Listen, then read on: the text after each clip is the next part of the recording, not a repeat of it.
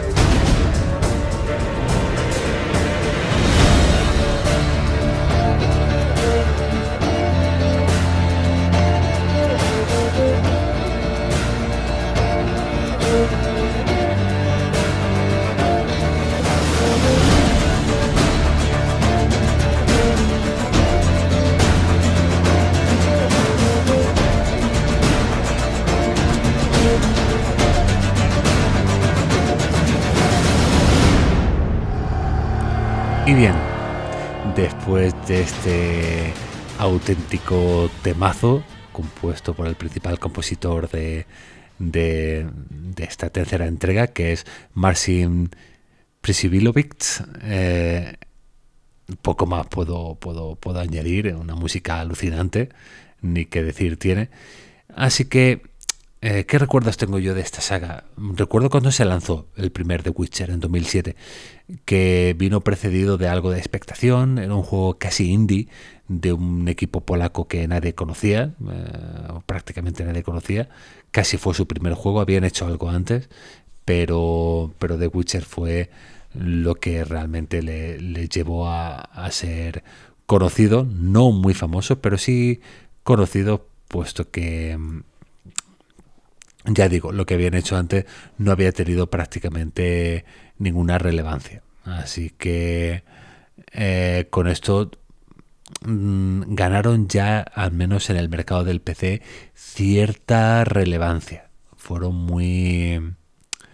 un juego que automáticamente The Witcher, recuerdo que ganó bastante popularidad y sobre todo prestigio. No creo que fuera un juego que vendiera muchos millones, pero sí que fue un juego muy celebrado, y sobre todo cuando apareció esa Enhanced Edition, esa edición mejorada. Lo vi mucho en las estanterías. Fue un juego que la verdad en 2007-2008 estaba siempre presente, junto con otros juegos de rol de aquella época muy potentes, como era Mass Effect, por ejemplo. De hecho, yo recuerdo haber regalado este juego incluso a mi cuñado para que lo jugase en PC, aunque yo en aquella época pues todavía no me lancé en la saga. Cuando ya empezó a llamarme mucho más la atención fue con la segunda parte, porque ahí sí que cuando fue lanzada en 2011 sí que le vi a esta saga mucho más enjundia. De repente me empezó a llamar muchísimo más la atención. Entonces con este The Witcher 2, el Assassin of Kings, la cosa ya se puso mucho más seria. Entonces decidí empezar a jugar a estos juegos. Así que me pillé la edición mejorada del primero y le di allá por 2012, 2013, lo jugué, y la verdad fue un juego que, aunque ya tenía una mecánica un poquito pasadilla de rosca, sí que me divirtió y me lo acabé, el primer The Witcher. Es complicado manejarlo hoy día con teclado y ratón, tiene cierta aspereza, pero esa edición mejorada yo creo que sí que es suficientemente buena y como para echarle un tiento y disfrutarlo. La verdad es que yo aún así lo recomendaría. Me parece un juego notable y que está bastante bien. Eso sí, cuando jugué la segunda parte, ahí sí que dije, sí señor, esto CD Projekt tienen talento. Recuerdo que lo jugué poco antes de que lanzaran el tercero, o justo cuando lo estaban lanzando, que vino precedido de una tremenda expectación, y yo mientras pues le di al segundo. Y ahí dije, sí señor, esto sí es lo que yo creo que esta gente quería hacer. El The Witcher 2 es un auténtico juegazo, es un título que me maravilló, me pareció muy bien hilvanado, mejoraba absolutamente en todo al anterior juego. El primero utilizaba un motor gráfico de BioWare y este segundo ya utiliza el motor propietario de CD Projekt, el Red Engine, y es posible que sea el juego que mejor se ve de Direct 9 que yo haya jugado. Luego ya empezaron a aparecer los juegos con Direct 11 y tal, y lo superaron, pero de aquella época de Direct 9, en 2011, The Witcher 2 me parece un juego que aún así se sigue viendo alucinante. Estoy hablando de los Direct de PC y tal, que son las versiones que yo he jugado del juego. Y nada, ya en 2015 apareció The Witcher 3. Empezó a ser desarrollado justo cuando acabó el desarrollo del segundo, y con un equipo de 150 personas que rápidamente, pues viendo la envergadura de esta tercera parte, pues aumentó a 250, y se estima que en total participaron hasta 1500 personas en el desarrollo de The Witcher 3, que estuvo de 2011 hasta 2015, 3 años y medio en desarrollo. Que bueno, visto lo que se está tardando hoy día en hacer los juegos, casi parece poco.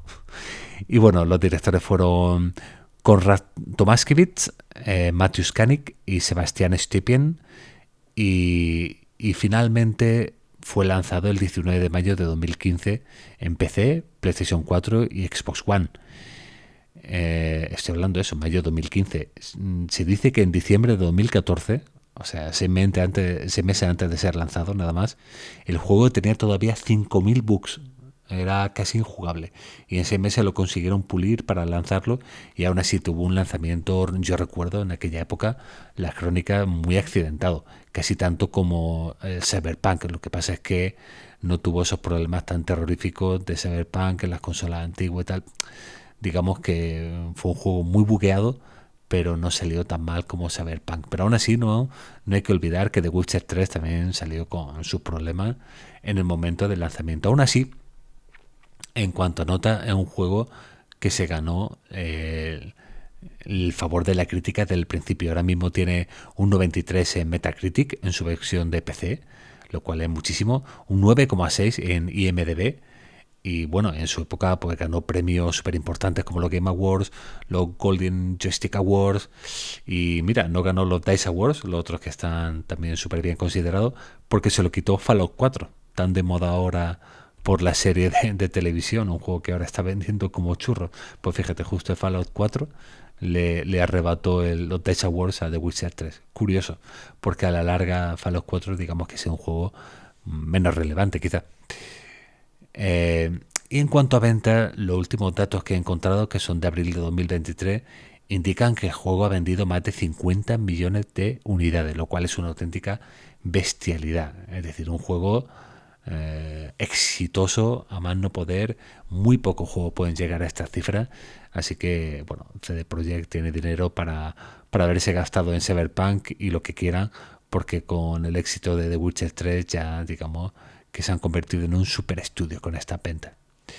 Y bueno, pasando al juego en sí, The Witcher 3, en cuanto a historia no voy a desgranar demasiado porque es una historia amplísima que sigue pues los personajes y las aventuras de los juegos anteriores, pero que se desarrolla muchísimo más. Una historia mucho menos escueta, mucho menos centrada que el de Witcher 2, que pasaba en un momento concreto y más, digamos, conciso. Y aquí, al ser un mundo abierto, que ya lo desgranaremos después, pues la historia también es muchísimo más amplia, muy ramificada, digamos, una orientación diferente en cuanto a narrativa.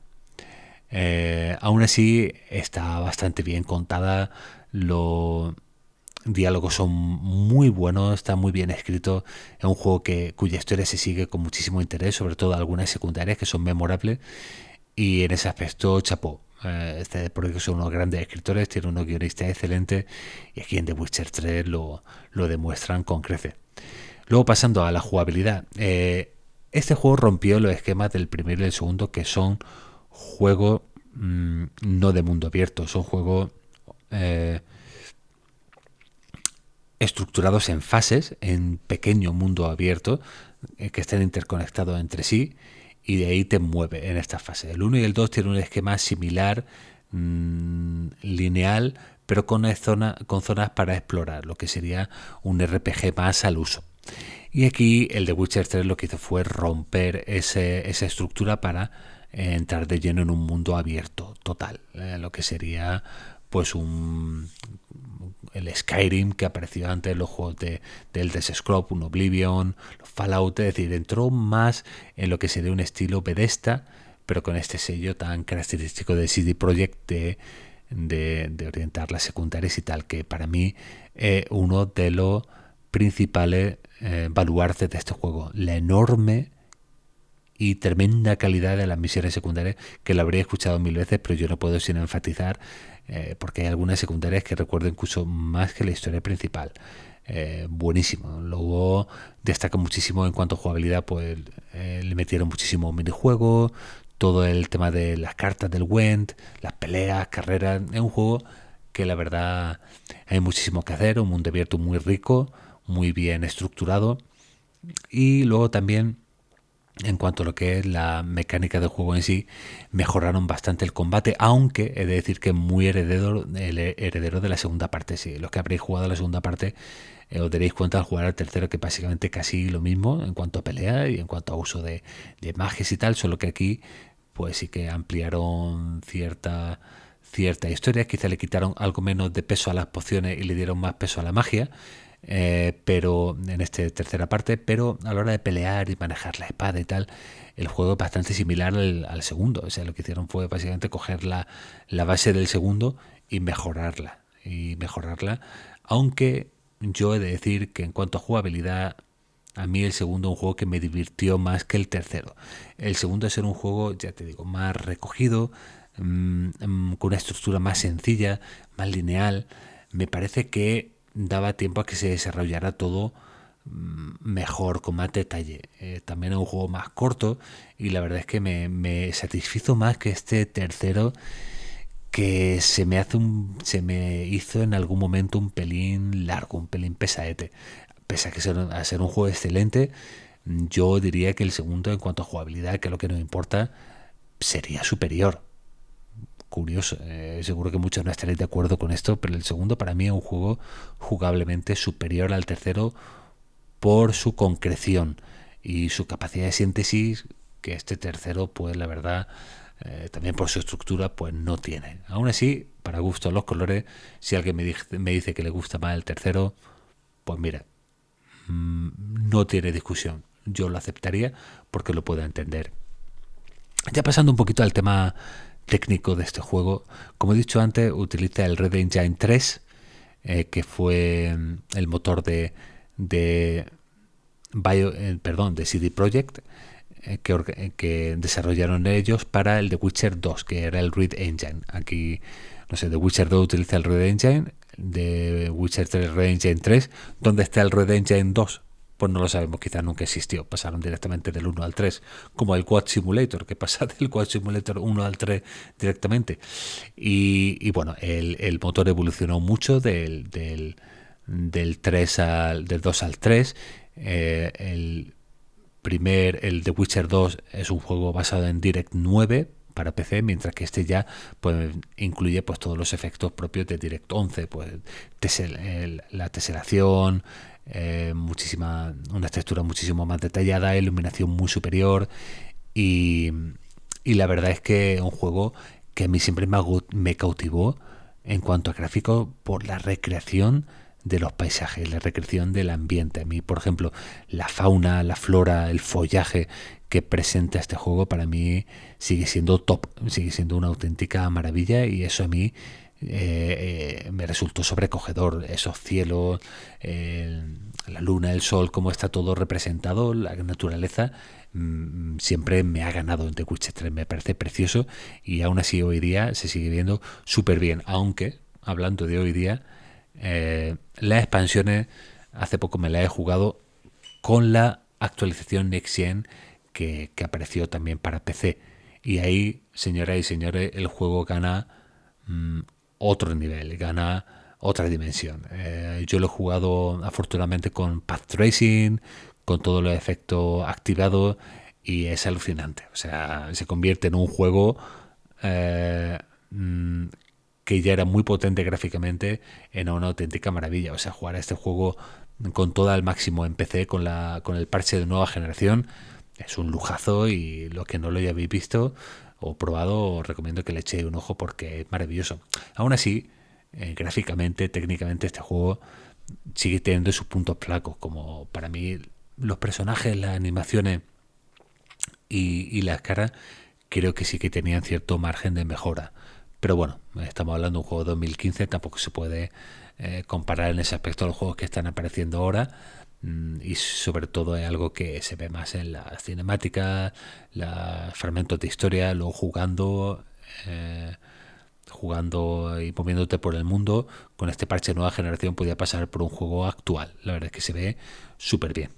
Y ya hablando del apartado sonoro, como he dicho antes, la música fue compuesta por Marcin Srivilovich y Mikolai Stroinsky. Perdón, vaya nombrecito, Srivilovich participó en la música del segundo, que la verdad es que también es excelente, y aquí compuso una banda sonora muy buena, llena de instrumentos medievales, y que la verdad es que suena muy bien, con unos coros femeninos agresivos, de una banda sonora con una enorme personalidad y que suena muy bien. También destaca muchísimo el doblaje en inglés. Ahora tengo mi duda, no sé si hubo doblaje en español de este juego, yo creo que no, está todo en inglés, ¿no? Corregidme si me equivoco. Pero bueno, en inglés, yo lo juego en inglés y es un juego que me encanta, como suena. La voz de Gerald es excelente. ahora me acuerdo, había un doblaje al español del primero. Recuerdo que lo probé y el doblaje al español del primero era horrendo, o sea, era un doblaje realmente vergonzoso, de lo peor que yo he escuchado, junto al Control, que también tiene otro doblaje que es para darle de sopapos al que lo hiciera, porque, bueno, terrorífico. Y sí, el primero tiene un doblaje malísimo, segundo y tercero ya lo he jugado en inglés, de estos de Witcher. Y nada, en ese aspecto excelente, el doblador es el mismo que siempre, y la verdad es que súper bien. Y luego nada, la ambientación sonora, al igual que lo gráfico, es soberbia, los ruidos que se escuchan por el bosque, los animales, los personajes, el agua, los efectos sonoros de los espadazos, de las magias. Es un juego también con un trabajo sonoro muy, muy, muy bueno, que hereda muchos efectos sonoros de los anteriores. Se nota que lo fueron puliendo, mejorando para llegar a esta tercera parte que la verdad es que suena increíble. Y nada, pues ya concluyendo sobre el Wild Hunt, el de Witcher 3 es un juego sobresaliente, es un juego que para mí merece un 9, es uno de los mejores juegos de rol de la última década, es maravilloso, maravilloso. Me gusta menos que el 2, me gusta menos que el 2, que para mí está un pasito por encima, por ser un juego más ordenado, un juego más fácil, un juego más concreto, pero puede ser que eso sea también porque es mi gusto. Quizá el mundo abierto ya me cansa un pelín, y la verdad, después de jugar tantísimos juegos de este estilo, de tipo mundo abierto, el 2 para mí me resultó muy atractivo, mientras que el 3 me dio algo más de pereza, y aún así me lo acabé y me gustó bastante. Pero bueno, lo que he dicho, un juego que el que no lo haya probado, por favor, le eche un ojo, que bueno, habiendo vendido 50 millones de unidades, dudo que hay alguno que esté escuchando este programa que no lo haya probado, pero vamos, que es un imprescindible. Y ahora, para ir terminando y no aburrir demasiado, voy a decir unas palabras sobre las dos expansiones, porque yo creo que merecen unas palabras aparte. De hecho, la he jugado hace poco. El Hearts of Stone lo jugué durante 2023 y Blood and Wine lo jugué durante 2024. Me lo he acabado hace pocas semanas. Precisamente porque quería aprovechar este parche de nueva generación. Cuando yo me acabé de Witcher 3 ya se estaba hablando de este parche, que iban a incluir el Ray Tracing y demás. Así que no jugué a las expansiones cuando me acabé el Witcher 3 y decidí esperar a que ya apareciera este parche, y las expansiones las he disfrutado con todo ya bien parcheadito, con nueva generación, y lo dicho, gráficamente es increíble. Pero bueno, hablando de las expansiones en sí, para no irme por la rama, Hearts of Stone y Blood and Wine son dos expansiones excelentes del juego. Blood and Wine está mucho más desarrollada, tiene una historia mucho más compleja, una historia que trata el tema vampírico con muchísima elegancia, y aparecen personajes clásicos de la saga que sorprenden verlos por aquí, y es una especie de homenaje al propio Geralt. Es como le ofrecen ciertos guiños de ya como de conclusión de la historia. Blood and Wine, ese aspecto está muy bien, y es una expansión memorable, larga y bien hecha. Pero a mí quizá me gustó un poquito más incluso Hearts of Stone. Quizá es una opinión impopular, pero la historia de Hearts of Stone me atrapó. Me atrapó más que la de Blood and Wine. Me enganchó, me encantó esta historia de pacto con el diablo, de armas torturadas, de destinos cruzados, y con algunos hallazgos visuales realmente interesantes, como la sección de la pintura. Imagino que los que habréis jugado os acordaréis, y los que no lo habéis jugado tampoco lo voy a destripar, pues no voy a hacer ningún spoiler, pero tiene hallazgos también esta expansión muy, muy interesante, la verdad. Así que estas dos estos dos añadidos al juego son imprescindibles, cada uno por su propio motivo. Hearts of Stone por su historia y su hallazgo jugable, y Blood and Wine por esa gran homenaje al tema vampírico que hace, por la ampliación que también puede hacer del equipo y de los poderes de Geralt en esta propia expansión, y por dar ese pequeño homenaje y cierre a la historia de un juego mítico y que ya ha marcado un hito en el mundo de los videojuegos. Y nada más, con esto ya voy a ir terminando mis palabras sobre The Witcher 3 y sobre la saga.